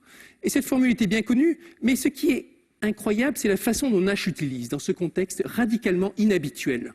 L'intuition probabiliste et physique est très éloignée de la régularité. Régularité, c'est une préoccupation d'analyste. L'entropie, c'est une préoccupation de physicien probabiliste. A priori, les deux mondes sont très éloignés. Ce n'est pas parce que vous avez une grande entropie que vous êtes régulier, ce n'est pas parce que vous êtes régulier que vous avez une grande entropie, et vice-versa. A priori, aucun rapport entre les deux. Et autant l'entropie, c'est un concept qui parle facilement à un physicien ou à quelqu'un qui fait de la communication, autant la régularité, d'habitude, peu lui chaud. Mais Nash, justement dans ce contexte, montre qu'on peut utiliser l'entropie pour attaquer ce problème de continuité. Et c'est ça l'un des éléments qui ont causé une émotion considérable. On connaissait bien l'entropie, on connaissait la régularité, mais quel rapport entre les deux? Nash montre le rapport entre les deux. Et puis il montre la puissance d'une méthode consistant à obtenir des inégalités différentielles sur des quantités simples qui contiennent de l'information et qui, d'une certaine mesure, résument la solution. 45 ans plus tard encore, un autre génie, Grigori Perelman, stupéfiera le monde avec une entropie. Si Grigori Perelman a réussi à résoudre la conjecture de Poincaré, comme vous le lisez maintenant dans les journaux, d'ailleurs les journalistes racontent beaucoup de choses un peu fausses, c'est en partie parce qu'il a trouvé une entropie dans ce problème et il a compris comment l'appliquer à ce problème où personne ne voyait de l'entropie. Là encore, il y a une parenté et un écho. Parlons un petit peu du cheminement dans cet article de Nash maintenant. On va l'examiner de plus près. C'est un grand œuvre en plusieurs parties qui sont bien construites et qui se répondent harmonieusement, ça c'est important pour l'appréciation d'un résultat, comme des chapitres d'un roman. Le premier chapitre, si l'on veut, on s'intéresse au déplacement. Déplacement, influence de la chaleur. Vous prenez une source atomique de chaleur, vous avez votre barre de métal et vous chauffez un endroit précis et vous regardez combien ça se répand au cours du temps, combien la chaleur diffuse, quelle est la longueur typique. Et cette longueur typique, c'est la racine carrée du temps. Si vous attendez 1 seconde, ça va se sentir à 1 cm peut-être, 4 secondes, ça se sentira à 2 cm, 16 secondes, ça se sentira à 4 cm, et ainsi de suite. Cette racine carrée, c'est exactement comme l'étalement de la diffusion d'une particule brownienne. Problème de physique classique, où vous prenez une particule et vous la laissez se déplacer aléatoirement, au hasard, comme dans une marche au hasard, dans un fluide. Deuxième partie, positivité. Nash montre que la température n'est pas trop basse près de la source. Ça paraît intuitif, on y croit. Si je chauffe à un endroit et que j'attends un peu, ça restera toujours assez chaud près de cet endroit que j'ai chauffé au départ. Mais c'est délicat à démontrer. Ici, l'intuition physique le guide sur le fait que c'est la voie à adopter pour la démonstration mathématique. Et puis, dans le chapitre suivant, il montre qu'il y a un phénomène de recouvrement. Si je chauffe 2 sources voisines, je chauffe ici, j'attends un peu, les nuages, si on veut, l'influence de la chaleur vont se recouvrir. L'influence de cette source ici, l'influence de cette source ici vont rentrer en commun. Il va y avoir une mise en commun de chaleur. Et c'est de cet recouvrement que Nash déduit la continuité. Si 2 sources sont proches, il montre en utilisant ce recouvrement que les chaleurs dégagées sont proches aussi, et ceci implique la continuité. Je ne vais pas en dire plus, et je vais donner Quelques éléments supplémentaires sur la première étape. Donc il y aura 2 tableaux un peu plus mathématiques, juste 5 minutes. Ça, c'est la formule de l'entropie. L'entropie mesure le désordre contenu dans votre signal, dans votre température. Ça, c'est une autre façon de mesurer le désordre si l'on veut, où l'on remplace le logarithme ici, la fonction avec un logarithme, par un carré simplement, l'intégrale du carré de la température. Ici, c'est la température maximale. Ces 3 notions sont 3 façons différentes, 3 façons physiquement différentes de quantifier un phénomène qui est l'étalement de la température. Plus la température maximale est basse, plus on conçoit que ma température est étalée. Et pareil, plus l'entropie est élevée, plus la température est étalée. Nash établit une inégalité qui lie la pente au cours du temps de l'énergie à l'énergie elle-même. Si l'énergie est grande, ici, alors la pente doit être grande aussi. Grande énergie, fatalement, beaucoup d'énergie qui va être dissipée. De cela, il déduit que l'énergie ne peut pas rester très grande. Si j'attends longtemps, elle va être très petite. N ici, c'est la dimension, mettons 2 si on travaille sur une plaque de métal. Si j'attends 10 secondes, eh bien, la température, l'énergie sera plus petite qu'une constante qui est fixée divisée par 10. Il en déduit que la température maximale elle-même est petite, et de là, il déduit que l'entropie est forcément grande. Donc, ensemble d'inégalités, déductions les unes après les autres, il montre que l'entropie augmente. Qu'est-ce qu'on va faire avec l'entropie? De l'entropie, il passe au déplacement moyen. Ça, c'est la formule de l'entropie. Et maintenant, le déplacement moyen, disons qu'on va mesurer toutes les distances, faire la moyenne de toutes les distances par rapport à un point qu'on a chauffé, un point unique, et on va les pondérer par la température. Plus un point est chaud, plus on va lui attribuer une grande part dans la moyenne. On sait déjà que l'entropie est grande, l'entropie augmente au cours du temps. Maintenant, Nash montre que ce déplacement moyen, il y a une inégalité qui lie la variation du déplacement et l'augmentation de l'entropie. S'il y a étalement, alors l'entropie augmente. Et réciproquement, s'il y a de l'entropie, alors il y a un étalement. Ces inégalités, qu'il faut établir par d'autres, comme la précédente d'ailleurs, la première ici, que tout le monde connaît comme inégalité de Nash, c'est une inégalité qui est en fait du Einstein. Nash dit écoute, j'ai besoin de ça, est-ce que tu peux me le démontrer? Et Einstein l'a fait. Tout le monde l'appelle inégalité de Nash parce que c'est Nash qui a compris quel usage on pouvait en faire. Pareil ici, il a pris les inégalités, l'une à Carlson, l'autre à qui c'est qui, mais c'est lui qui avait le grand schéma d'ensemble. Étalement, entropie, étalement, et en combinant tout ça, Nash arrive à montrer que le déplacement moyen est comparable à la racine carrée du temps. J'en dis pas plus. Vous voyez ici que la machine est en branle, si on veut. Alors, même si vous n'avez pas compris l'enchaînement, repensez quand vous faisiez de la géométrie euclidienne, comme j'espère que vous en faisiez quand vous étiez au collège peut-être, au lycée, au collège. Vous avez des raisonnements géométriques qui ont déduit, là, les courbes se croisent, le cercle croise la droite en 2 points, les 2 points font 6, ça, et puis de déduction en déduction, vous en arrivez à montrer que les 3 droites sont concurrentes ou qui sait quoi. Ici c'est pareil, déduction en déduction, comme une démonstration à l'ancienne, mais l'objet sur lequel on raisonne, c'est la distribution de température tout entière. Il y a encore ce côté, on travaille à main nue sur l'objet dont parlait Gromov. Ici c'est comme si on travaillait à main nue sur la solution de l'équation de la chaleur. Et donc, Nash continue son article et ainsi arrive à la fin. Alors si on était dans un film hollywoodien un peu basique, ça serait le grand triomphe. Nash serait le héros, il épouserait la belle héroïne ou qui sait quoi. Bon, il avait déjà épousé une belle demoiselle avant. Mais la fête ne marche pas. Donc là, ça devient plus très drôle. La fête est gâchée. 1957, alors qu'il a résolu ce problème, Nash apprend qu'un jeune inconnu italien, Ennio De Giorgi, a discrètement démontré le même résultat, sans tambour ni trompette, par une méthode radicalement différente. Personne n'avait entendu parler de ce De Giorgi, et il a été découvert par hasard, par un des collègues de Nash, et c'était le même résultat. La méthode est différente. Les 2 méthodes sont très intéressantes. De Giorgi, un sacré personnage, assez excentrique, vivant uniquement pour les mathématiques et pour Dieu, et pour les parties de cartes, comme on dit la légende.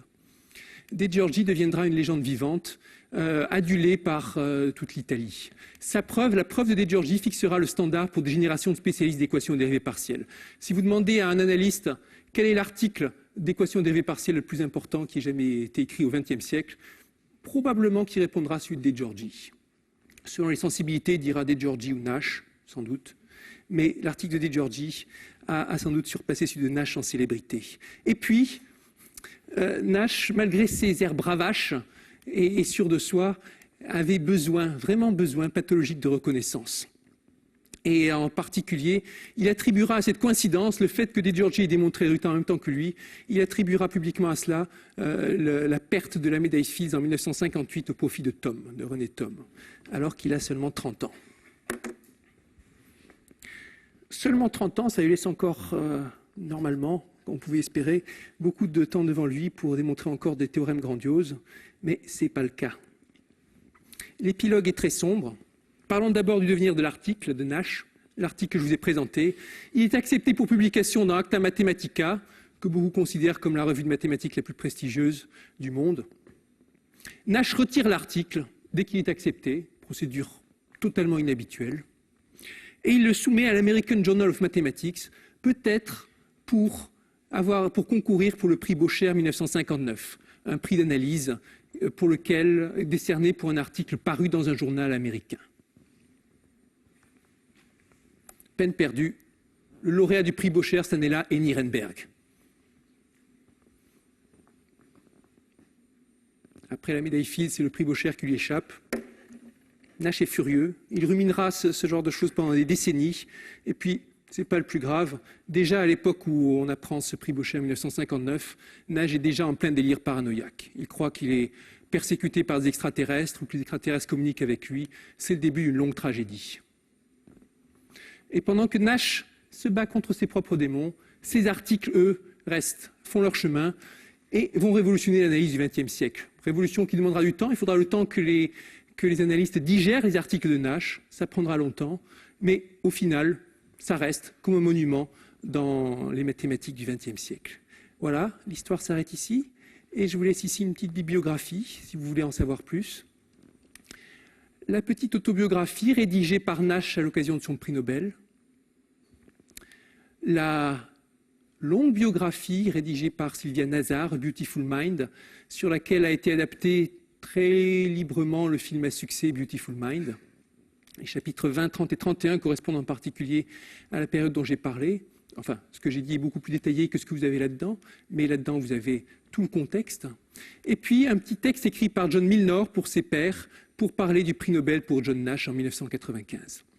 Les 3 grands articles de Nash, correspondant à la période que j'ai évoquée, 2 sont parus dans Annals of Mathematics, une revue extrêmement prestigieuse aussi. Les 2 premiers concernent le théorème de plongement, le dernier, le théorème de continuité. Un article tous les 2 ans, vous voyez. C'est pas beaucoup. On trouve des mathématiciens qui publient 10 articles par an, ou plus encore. Mais ce qui est important, c'est les vrais grands articles révolutionnaires. Tous les 2 ans, un article révolutionnaire. Ça, c'est extraordinaire. Donc la qualité d'ensemble de l'œuvre est du plus haut niveau. Et puis, dernière chose, avant de revenir sur la bibliographie, comme on l'a annoncé au début de cette séance, c'est la dernière du cycle de conférences, mais si ce genre de problème vous intéresse, qu'on parle de mathématiciens, de leur œuvre, de leur vie en même temps, et de textes fondateurs, je vais faire un peu de publicité pour une conférence publique qui se tiendra à l'Institut Henri Poincaré le 7 juin 19h30. Les maths ne sont qu'une histoire de groupe. Cette conférence publique, destinée à tout public, sera le prélude au colloque officiel au cours duquel sera célébrée la résolution par Perelman de la conjecture de Poincaré. L'exposé sera organisé en partenariat avec Animat. Je vous recommande de réserver, à cause de tout le buzz, si je puis dire, le buzz médiatique qu'il y a eu autour de cette conjecture de Poincaré et de la personnalité de Perelman, ça peut attirer beaucoup de monde. Ici, des adresses pour réservation, pour renseignement. Si vous voulez en savoir plus, ici un livre de Auchy sur la conjecture de Poincaré et Perelman. Le titre est aguicheur, mais le livre est très sérieux. Et puis, pour en savoir plus sur cette conjecture de Poincaré, le communiqué de presse que vous trouvez sur le site internet de l'Institut Henri Poincaré. Si je passe seulement pour faire de la pub que je vous parle de ça, il y a une vraie parenté. On parlera dans cette conférence publique de Poincaré. Poincaré, comme Nash, comme Perelman, ils ont des points communs dans leur histoire, et en particulier qu'ils se sont tous présentés à un moment comme des petits jeunes dans un domaine où ils ne connaissaient rien et qui ont résolu un problème extrêmement important. Alors, on vous expliquera pour Poincaré à l'occasion de cette conférence publique, et sa controverse célèbre avec Klein, et comment Poincaré a gagné au sens où Klein a fait une dépression nerveuse. Vous voyez, des histoires pas tendres, des histoires déchirantes. Et là encore, Poincaré ou Perelman arrivent, comme Nash le faisait 50 ans avant, enfin, 50 ans avant Perelman, comme Nash le faisait, face à un problème auquel on ne connaît rien, on déploie toute sa concentration, toute sa force, toute son imagination pour résoudre le problème. Et je m'arrête là. Merci.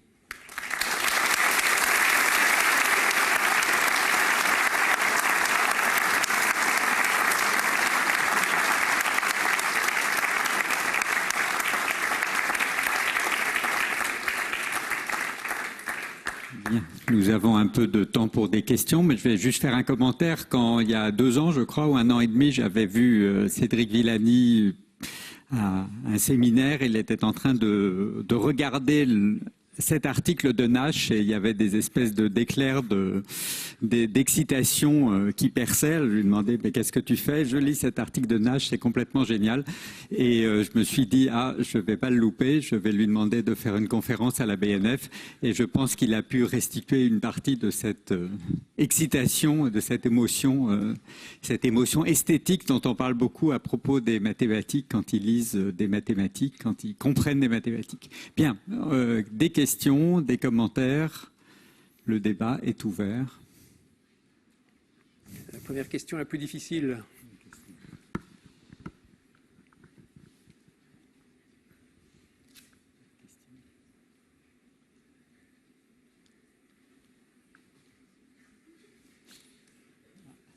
Ah, c'est une question. Attendez,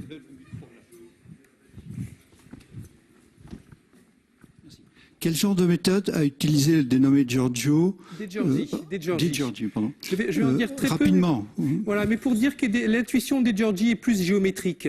Là où Nash a une intuition physique et analyste, et vraiment Nash, dans sa preuve, on a l'impression qu'il suit les particules, il suit l'évolution de la chaleur. De Giorgi, lui, travaille beaucoup plus avec une intuition géométrique. Et il regarde comment la solution se comporte par changement d'échelle, on va dire, ce genre de choses. En 2 mots, je dirais, c'est la différence principale entre les deux. Et quel est le plus puissant? Ça dépend quel est le plus puissant entre les deux? Ça dépend du problème considéré. Et d'abord, les méthodes ne sont pas naturellement exactement les mêmes. L'une et l'autre méthode s'adaptent à beaucoup de problèmes. Dur de dire lequel est le plus puissant. La méthode de De Giorgi a été plus employée pour nombre de problèmes, aussi issus de la géométrie. La méthode de Nash a un certain côté. Elle est plus adaptée pour certains problèmes particuliers qui viennent de la physique, et puis des problèmes dans lesquels on a naturellement une notion de probabilité, et puis des notions de positivité, principe du maximum, comme on dit. Alors, dans la méthode de Giorgi, c'est vrai aussi. Mais disons, je caricature en disant, problème intuition plus physique et probabiliste, c'est la méthode de Nash. Intuition plus géométrique, c'est la méthode de De Giorgi. Je caricature beaucoup. Et les 2 méthodes sont très puissantes, même si la méthode de De Giorgi a connu plus de succès dans l'ensemble. Moi, je suis résolument du côté Nash. C'est par exemple, un résultat sur lequel j'ai travaillé, qui était une question diffusion dégénérée. Imaginez que vous avez la chaleur qui peut diffuser dans certaines directions et pas dans d'autres, mais que par d'autres phénomènes, il y a possibilité d'arriver indirectement dans les autres directions. On parle de diffusion dégénérée. À un moment, j'ai développé une méthode pour étudier la régularité dans ces diffusions dégénérées, hypoelliptique est le gros mot qui va avec, qui était inspirée de la méthode de Nash, en partie surtout de cette idée d'entropie. Donc, la réponse, ça dépend du problème. Et c'est là un des aspects importants dans les mathématiques. Le fait de résoudre un problème en soi, c'est bien. Avoir plusieurs méthodes pour résoudre le problème, c'est encore mieux. En fonction des variantes, une méthode marchera pour une variante, une autre méthode pour une autre. Et c'est pour ça, le fait qu'il y ait eu Nash et De Giorgi en même temps, ça aurait dû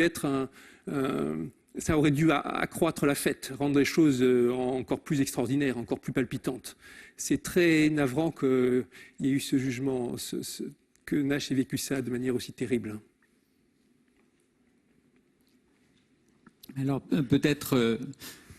Peut-être tu pourrais préciser justement cette question de priorité. Comment ça se joue? Dans un cas comme ça, est-ce qu'on dit voilà, c'est De Giorgi qui a publié en premier, donc c'est lui qui a gagné, ou est-ce que le jugement se passe différemment? Je pense que dans ce cas-là, bon, c'est De Giorgi qui a publié en premier, c'est vrai, et Nash lui a reconnu l'antériorité. Cependant, d'abord, il y a une question de bonne foi. Nash a démontré son résultat sans avoir connaissance du théorème précédent de De Giorgi. Il croyait vraiment être le premier à le faire. Il y a une question de méthode différente, comme je le disais, et puis c'est presque au même moment. Pour les mathématiciens, on considère d'habitude, on a l'habitude de dire qu'ils l'ont démontré en même temps. Le fait que De Giorgi l'a publié 1 an avant, peu importe. Tout le monde dit le théorème de De Giorgi-Nash ou Nash-De Giorgi. Souvent, on ajoute Moser aussi. Moser arrive ensuite en proposant une démonstration simplifiée qui utilise à la fois certains bons côtés de la preuve de Giorgi et de la preuve de Nash. Et souvent, on retient cette preuve de Moser. Bon, là, je caricature un petit peu. Quelle a été l'influence de Nirenberg sur Nash? Parce qu'il y a un principe de maximum, je crois, qui est utilisé par les deux. Alors, est-ce que Nirenberg aurait eu une certaine action auprès de Nash? Nirenberg, c'est dur à dire, mais on ne retrouve pas tellement, pour autant que je puisse voir, des idées de Nirenberg dans l'article de Nash. Nirenberg, c'est un des grands analystes, des grands spécialistes d'équations dérivées partielles du siècle, un des plus célèbres qui ait eu, en particulier qui a non seulement travaillé sur les problèmes d'analyse, mais aussi sur les problèmes de géométrie, pareil, un peu dans le même esprit. Mais influence directe de Nirenberg sur Nash, dur à dire. Alors, évidemment, cet article a été élaboré avec une discussion étroite, semaine après semaine, de Nash par Nirenberg. Peut-être qu'à la fin, Nirenberg a donné des idées sans le savoir, on ne sait pas, très dur à dire.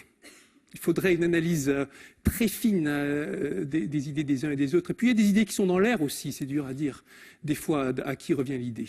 En première approximation, en tout cas, la preuve de Nash est vraiment originale. Est-ce qu'il y a une analogie à trouver entre les méthodes utilisées par Nash en théorie des jeux et les méthodes utilisées dans les équations aux dérivées partielles, par exemple l'usage de l'entropie? En gros, aucune. En gros, aucune méthode, aucun point commun entre ce travail sur la théorie des jeux et ce travail sur l'équation des dérivées partielles. Et l'entropie ne sert pas dans la théorie des jeux, en tout cas dans la version de base. Après, on peut remettre de l'entropie par-dessus, mais dans la version que démontre Nash, il n'est pas question d'entropie. Les outils sont différents. Les outils, dans ton travail en théorie des jeux, les outils sont vraiment très simples. Les outils sont déjà connus. C'est le théorème des points fixes, tel qu'on le pratiquait déjà longtemps avant. Là où Nash a été vraiment innovant, c'est de définir le bon concept d'équilibre. Le concept d'équilibre de Nash, qui a eu un succès phénoménal, qui a été repris par tout le monde. On s'est aperçu que ça marchait bien, non seulement en théorie des jeux et comportement, mais encore mieux en biologie des populations, par exemple. Quand on a beaucoup d'agents qui cherchent à maximiser leurs profits, si l'on veut, et sans tenir compte vraiment des stratégies des uns des autres. Un procédé un peu automatique comme on a dans la situation d'évolution. Ça a été un succès considérable. La bonne définition, c'est ça le grand apport de Nash pour la théorie des jeux, c'est ça qui lui a valu le prix Nobel, on peut dire. Il a trouvé le bon concept. Après, les outils étaient franchement simples. La démonstration de son théorème de base d'existence d'équilibre en théorie des jeux, c'est une page. En première approximation, c'est un travail complètement différent. D'ailleurs, quand on parle du prix Nobel pour Nash, les anciens collègues qui se souviennent de lui se disent quoi? Mais non, mais ça n'a rien à voir. Mais c'est pas pour ça qu'il faut récompenser Nash. Il a fait ça quand il était jeune, c'est un petit essai, ce truc de théorie des jeux. C'est pas très intéressant. C'était une réflexion qu'on pouvait entendre de beaucoup. Évidemment, on sait que c'est intéressant d'un autre point de vue. Pas pour les outils qui sont introduits, mais pour le concept. On a fêté le bicentenaire de Joseph Liouville l'année dernière. Et dans l'article sur le problème de Sturm-Liouville, il me semble que Liouville travaille pas mal sur l'équation de la chaleur. Est-ce que du côté de Nash, ou plutôt du côté de Nash d'ailleurs, je pense, est-ce qu'il y a une inspiration de ces méthodes ou est-ce que c'est quelque chose de totalement différent? Quelque chose de totalement différent, oui. Les méthodes de Liouville, les méthodes avant qu'on connaissait bien, c'était des méthodes limitées à la dimension 1 et la dimension 2. et donc en particulier les travaux dans Sturm-Liouville, la théorie classique, c'est dimension 1, juste la barre de métal. Après, quand on passe à la plaque de métal, la dimension 2, les choses deviennent nettement plus compliquées. Mais là encore, il y a des méthodes spécifiques basées sur analyse complexe, le plan complexe, qui permettaient de résoudre ce problème. Mais dès qu'on allait en dimension supérieure, 3 ou autre, il n'y avait aucune approche, dimension 3. Et c'est là qu'il y avait besoin de méthodes radicalement nouvelles. Et c'est là qu'arrive Nash. Nash utilise une méthode qui marche en toutes dimensions. Et en gros, c'est la bonne méthode au sens où ce n'est pas une méthode qui dépend du fait qu'on soit dans le plan complexe ou qui dépend vraiment du fait qu'on soit sur une corde. C'est une méthode très générale. Et c'est pour ça qu'on considère qu'il a vraiment résolu le problème. Là encore, l'inspiration, l'influence de Liouville sur Nash est essentiellement négligeable. C'est vraiment quelque chose de nouveau par rapport à ce qui se faisait. Bicentenaire, oui. Il y a le bicentenaire de l'an prochain, en fait. Alors, qu'est-ce que c'est? Les 200 ans de Gallois, de la naissance de Gallois, de la mort de Gallois, je dis n'importe quoi. Mais... La naissance de Gallois l'an prochain, oui, en 2011. Dans ces travaux sur les équations aux dérivées partielles, les équations aux dérivées partielles sont utilisées dans toutes sortes de secteurs de la physique ou des sciences de l'ingénieur, effectivement, et là on a besoin de résultats numériques. Est-ce que les travaux théoriques du type de ceux dont tu as parlé sont pertinents, sont utiles pour ces travaux numériques, ou est-ce qu'on pourrait s'en passer complètement? Ils sont extrêmement pertinents, c'est la première remarque. Du point de vue numérique, ils sont extrêmement pertinents, même si ça n'apparaît pas forcément tout de suite. D'abord, le fait d'avoir des informations sur la solution vous donne des indications sur la façon de la rechercher numériquement. Rien que savoir que la solution est continue, c'est une indication importante. Ça vous montre que vous n'avez pas besoin de raffiner votre maillage, votre grille de manière exubérante pour retrouver les discontinuités. Rien que ça, c'est important. Et puis même, par exemple, le résultat le plus impossible dont j'ai parlé, c'est ce premier théorème de plongement de Nash et cette histoire de sphère qu'on peut déformer. Vous vous souvenez, la sphère qu'on arrive à déformer de manière... Enfin, vu de la sphère, on ne voit pas la différence, ça conserve la géométrie, mais on arrive quand même, vu de l'extérieur, à le ratatiner et à l'inclure dans quelque chose d'un diamètre aussi petit qu'on veut. Même ce résultat qui semble complètement aberrant, divagation de mathématiciens théoriciens, c'est de plus en plus probable maintenant que c'est un résultat qui va jouer un rôle important dans des problèmes de physique des matériaux, d'élasticité. Quand j'étais justement, c'est quand j'étais au MIT, sur les traces de Nash si on veut. Quand j'étais au MIT, il n'y a pas longtemps, j'ai rencontré un mathématicien appliqué, vraiment appliqué, qui s'occupe de calcul et d'optimisation de formes, qui connaissait par cœur ce théorème de Nash, le théorème du plongement Peu-Lys, et qui m'expliquait comment ce théorème était lié à des formes qu'il essayait d'observer, des transitions de phase, des articles qu'il était en train d'écrire. Donc la réponse est oui, c'est pertinent, même si ça semble, même la partie qui semble la plus extravagante va finalement avoir de la pertinence.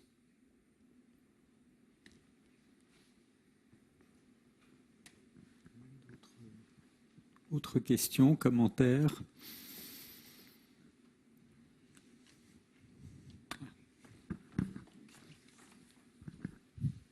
Merci d'avoir posé la question que j'avais posée. Est-ce que ce que vous venez de dire répond et peut s'appliquer à l'ensemble de la variété d'équations que vous avez présentées tout à l'heure? Merci. Oui. Dans l'ensemble, il y en a qu'on connaît plus ou moins bien.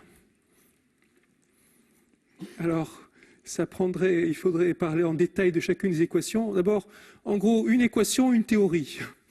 Une équation, c'est un livre entier. Où est-ce que je l'avais mise? Non, elle est bien après. Ma galerie d'équations dérivées partielles. Voilà. Bon. Il y en a qui sont bien connues, il y en a qui sont très mystérieuses, il y en a sur lesquelles la recherche... Celle-ci, par exemple, équation de Vlasov, comprendre théoriquement comment elle évolue en temps grand, c'est un problème considérable pour comprendre comment évoluent les plasmas ou les gaz. Vous observez les étoiles. Vous vous demandez, les étoiles, ça bouge beaucoup. Je pourrais vous montrer un petit film là. Les étoiles, ça bouge dans tous les sens. Et il y a cette loi de gravitation universelle de Newton qui explique toutes les étoiles s'attirent, la loi en 1 sur R carré, et ainsi de suite. C'est un bazar considérable quand vous vous rendez compte, quand vous imaginez. Une galaxie, c'est quoi? 10 puissance 12 étoiles peut-être. 10 puissance 12 corps, chacun attirant tous les autres. Qu'est-ce qu'on peut faire de ça? Si vous essayez de faire une simulation numérique directe avec 10 puissance 12 particules, aucun espoir. Ça ne marchera jamais. Alors, il faut vous reposer sur des approximations. Les approximations, elles seront gouvernées par cette équation qu'on appelle l'équation de Vlasov-Poisson. Comprendre comment cette équation de Vlasov-Poisson se comporte en temps grand en particulier, c'est un défi pour comprendre la physique sur le long terme, la physique des amas et des galaxies. Ça, c'est un problème sur lequel j'ai travaillé. Et là encore, résultat théorique. Une fois que vous avez bien compris l'équation, le résultat théorique donne des idées sur les résultats numériques. Donc là encore, on travaille en collaboration avec des numériciens. Ici, au centre, vous avez une des équations les moins bien comprises de tout l'ensemble, l'équation d'Einstein de relativité générale. Alors, du point de vue mathématique, rien. Ici, l'équation des ondes. Bien comprendre l'équation des ondes, pareil, les résultats théoriques sont capitaux pour ne pas faire de bêtises dans le schéma d'approximation. Peut-être encore plus pour celle-ci, ça. Équation de mécanique des fluides compressibles. Un bazar, si vous me permettez, considérable. Les inconnus, c'est la densité du fluide, la vitesse du fluide, l'énergie du fluide. Tout ça se mélange. Il y a de la turbulence derrière. Il y a peut-être des discontinuités, peut-être pas, on ne sait pas. Mais en tout cas, s'il n'y a pas une étude en préalable, une étude mathématique un peu sérieuse de l'équation, il ne faut pas attendre qu'on aura les bonnes méthodes numériques. Donc il y a beaucoup d'exemples célèbres en mécanique des fluides en particulier où les bons schémas numériques ont été obtenus à partir de bonnes études théoriques.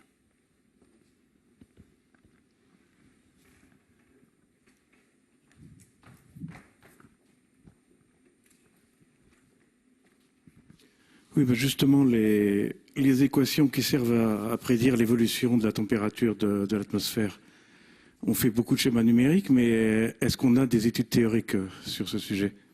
Il y en a, mais par rapport à le rapport entre ce qu'on sait et ce qu'on aimerait savoir, c'est bon, ça c'est ce qu'on sait, ça c'est ce qu'on aimerait savoir. Hein. C'est considérable. J'ai parlé tout à l'heure de la phrase de Nash, on sait très peu de choses sur un fluide conducteur de chaleur et visqueux, c'est toujours vrai, on sait quasiment rien. On sait, on peut même dire que l'équation de Schrödinger de mécanique quantique, on la comprend infiniment mieux que l'équation de mécanique des fluides qui décrit le mouvement, les variations de température et de densité dans l'atmosphère. C'est phénoménal les équations de mécanique des fluides, c'est à pleurer. Alors c'est quelque chose dont on n'a pas forcément conscience quand on d'un point de vue physique théorique, on a l'impression souvent, et c'est même un défaut de présentation, une fois qu'on a trouvé l'équation, on a résolu le problème. C'est quelque chose qu'on pourrait penser, c'est pas vrai du tout. Ces équations, on les connaît depuis le 19e siècle. L'équation de l'air, même, on la connaît depuis 1755. On ne sait presque rien là-dessus. On sait des choses, mais vraiment beaucoup, beaucoup moins que ce qu'on aimerait savoir. Ça, c'est des défis considérables. Il y a $1 million pour vous si vous arrivez à démontrer que la solution de l'équation de Navier-Stokes incompressible à densité constante et régulière. Mais ça, c'est du compressible et il y a une équation de température en plus, c'est beaucoup plus compliqué. Là, on ne sait rien du tout. C'est pas mis à prix. Voilà. C'est dur à dire aussi. C'est tellement compliqué que moins de gens ont cherché. Des fois, la complexité, c'est un repoussoir. Alors qu'un problème extrêmement simple peut être beaucoup plus difficile. Si ça se trouve, cette équation-là, elle n'est pas si compliquée que l'équation au $1 million. Mais ce qui est sûr, c'est qu'elle est plus pertinente. Plus compliquée à écrire, plus complète, plus pertinente. Ça, c'est sûr.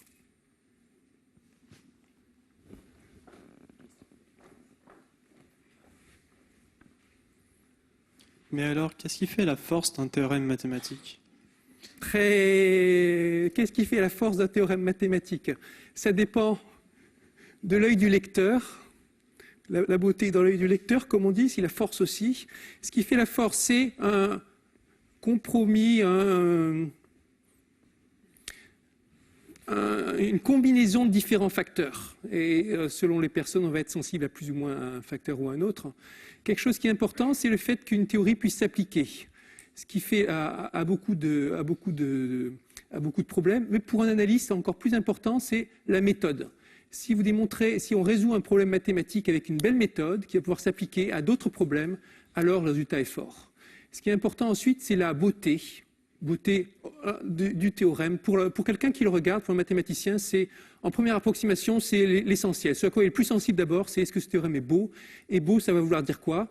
Pêle-mêle inattendu, quelque chose qu'on peut suivre, disons qu'il y a un grand plan d'ensemble et puis une intensité locale dans chaque chapitre, comme un roman. Il y a un grand scénario d'ensemble. Et puis, en chaque chapitre, il y a des intrigues avec des rebondissements. Là, c'est pareil. Un beau résultat mathématique, il doit y avoir un grand plan d'ensemble, et puis des rebondissements, des difficultés à résoudre ci et là. Si le résultat est facile, on s'en fiche. Il faut qu'il soit difficile. Comme à la fin du roman, si le héros coule une vie paisible tout du long, peu importe. Il faut qu'il ait résolu des grandes difficultés pour qu'on soit heureux. Là, c'est pareil. Théorème mathématique, pour qu'on considère qu'il soit fort, il faut qu'on ait eu à résoudre des grandes difficultés et qu'on ait introduit quelque chose d'original. Et l'inventivité, la créativité de l'auteur du théorème, c'est ça qui va jouer le plus. C'est ça qui fait la différence entre un très bon travail et un travail exceptionnel. C'est la dose de créativité qu'il y a eu entre les deux. Qu'on a introduit une méthode inattendue, quelque chose comme ici, Nash introduit l'entropie dans ce problème de continuité. Qui aurait parié qu'il y avait un lien entre les deux? Là, ça, c'est quelque chose qui frappe. Voilà. Là, c'est un des éléments qui font que c'est un fort résultat. Voilà. On pourrait continuer comme ça. Alors après, c'est subjectif, ça dépend des gens.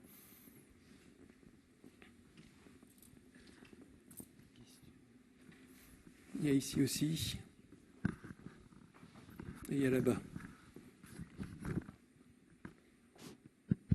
Bonsoir. Sur quoi Nash a-t-il travaillé dans les années 90 ?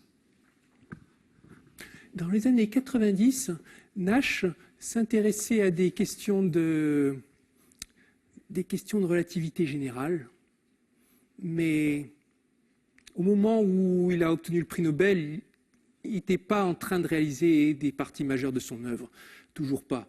Les théorèmes Nash, après cette période donc quand je disais, il y a eu cet article dont j'ai parlé, puis il est sombré dans la folie, il y a eu quelques rémissions. Il s'est intéressé encore à des théorèmes de plongement. Il a parlé du théorème de plongement analytique dont je n'ai pas parlé. Un autre résultat qui a été publié par d'autres en bonne collaboration. Puis il ressombrait dans la folie. En 1990, vers 1990, quand il a été guéri, il s'est remis à travailler. Mais c'était beaucoup plus dur. Dans son autobiographie, où il parle pour le prix Nobel, il dit qu'il a espoir d'obtenir de nouveaux résultats significatifs. Bon. Les espoirs n'ont pas été vraiment accomplis. Ce qu'il a obtenu n'était pas vraiment une percée. Mais, disons, c'était son intérêt, la relativité générale. Au moment vraiment où il a chaviré dans la folie, il travaillait sur les fondements de la mécanique quantique, d'une part, sujet qui attire les problèmes, et puis l'hypothèse de Riemann, le problème le plus célèbre de toutes les mathématiques, le problème ouvert le plus célèbre de toutes les mathématiques s'appelle l'hypothèse de Riemann. C'est un problème d'énoncé simple, monstrueusement difficile. Des générations de mathématiciens se sont cassés les dents dessus. Que je sache, personne n'essaye vraiment de le démontrer en ce moment, c'est tellement dur. Donc Nash s'était dit, je vais m'attaquer à ça maintenant. Bon, et puis...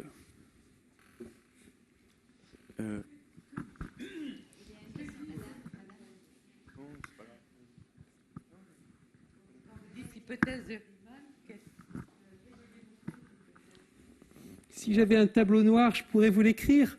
L'hypothèse de Riemann, en tout cas, porte sur ce qu'on appelle fonction de Riemann. C'est une façon on fait la somme de tous les entiers à une certaine puissance. Par exemple, 1 plus un quart, plus un neuvième, plus un 16e, la somme de tous les inverses des carrés, ça c'est des états de 2. 1 sur 1, plus 1 sur 2 au cube, plus 1 sur 3 au cube, etc. C'est des fonctions d'état de 3.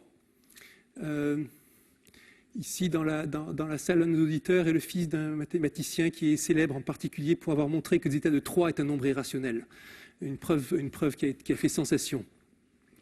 Zeta, c'est une fonction qu'on peut étendre. On peut donner cette fonction, donc je l'ai définie pour les entiers, mais on peut aussi la définir pour n'importe quel nombre réel, disons, je ne sais pas moi, 1,324. Il y a une fonction zeta de 1,324 en utilisant des puissances fractionnaires.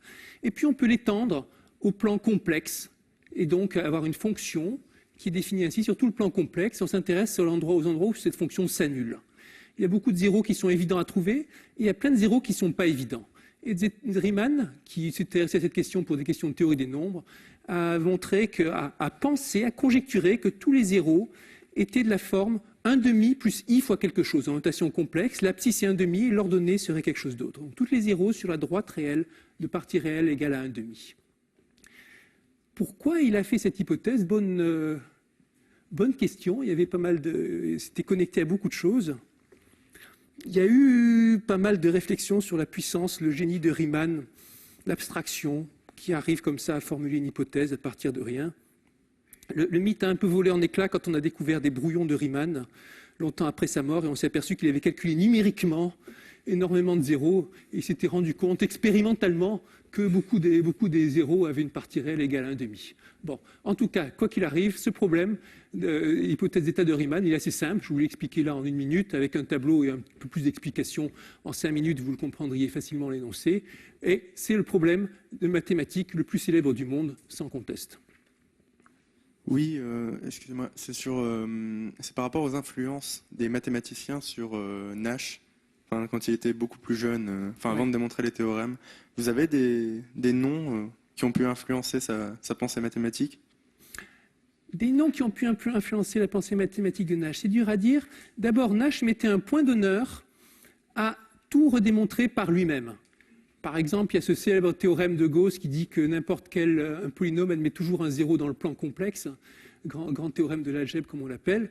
Et Nash, ah non, je ne veux pas voir la preuve, je vais trouver ma propre démonstration.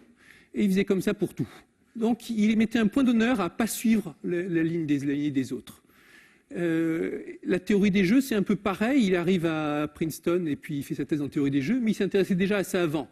Alors il prend un directeur de thèse et tout ça, mais ses travaux sont dans la continuité de ce qu'il avait avant. Nash, c'est quelqu'un qui en faisait qu'à sa tête. Il ne voulait surtout pas subir d'influence. Cela étant, quand il était jeune, une lecture qui l'a beaucoup marqué apparemment, c'est les vies des grands mathématiciens. Il y a un ouvrage de référence là-dessus qui s'appelle Men of Mathematics, les hommes des mathématiques peut-être, d'un nommé Bell. Et c'est un ouvrage qui raconte de manière un peu romancée, parfois un peu trop, de manière un peu épique, les vies de beaucoup de mathématiciens. Et apparemment, Nash lisait ça avec délectation. Il était sensible au côté épique de l'aventure mathématique. Je crois qu'on va peut-être s'arrêter là, puisqu'il est l'heure. Il y a eu un débat très vigoureux, donc on va remercier le conférencier à nouveau.